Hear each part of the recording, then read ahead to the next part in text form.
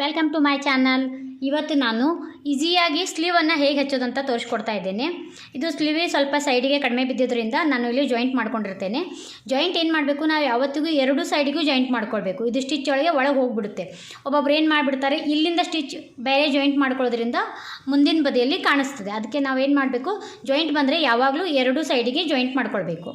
ಆಮೇಲೆ ಇದನ್ನು ಮಿಡಲ್ದಲ್ಲಿ ಒಂದು ಮಾರ್ಕ್ ಮಾಡಿಕೊಂಡು ಬ್ಲೌಸಿನ ಶೋಲ್ಡರ್ಗೆ ಕರೆಕ್ಟ್ ಇದನ್ನು ಇಟ್ಕೊಂಡು ಈ ರೀತಿಯಾಗಿ ಈ ಸೈಡಿಂದ ಈ ಕಡೆಗೆ, ಈ ಸೈಡಿಂದ ಇಲ್ಲಿಗೆ ಸ್ಟಿಚ್ ಮಾಡ್ಕೊಳ್ತಾ ಬರಬೇಕು. ಇದು ಮೊದಲೇ ಇಲ್ಲಿಂದ ಮಾಡೋದ್ರಿಂದ ಬಟ್ಟೆ ಒಂದು ಸೈಡ್ ಕಡಿಮೆ ಆಗ್ಬೋದು, ಒಂದು ಸೈಡ್ ಜಾಸ್ತಿ ಆಗ್ಬೋದು. ಅದಕ್ಕೆ ನಾವೇನು ಮಾಡ್ತಾ ಇದ್ದೇವೆ ಅಂದರೆ ಇಲ್ಲಿ ಮಿಡಲ್ದಲ್ಲಿ ಇಟ್ಕೊಂಡು ಸ್ಟಿಚ್ ಮಾಡ್ಕೊಳ್ಳೋಣ.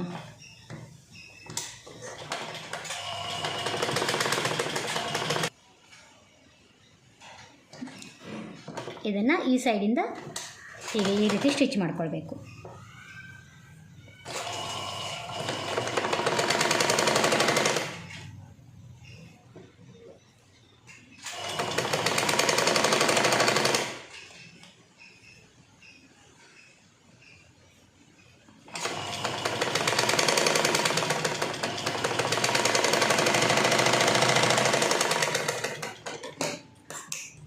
ಈ ರೀತಿಯಾಗಿ ಸ್ಟಿಚ್ ಮಾಡೋದ್ರಿಂದ ಎರಡು ಸೈಡಿಗೆ ಸಮನಾಗಿ ಬರುತ್ತೆ ಇದು.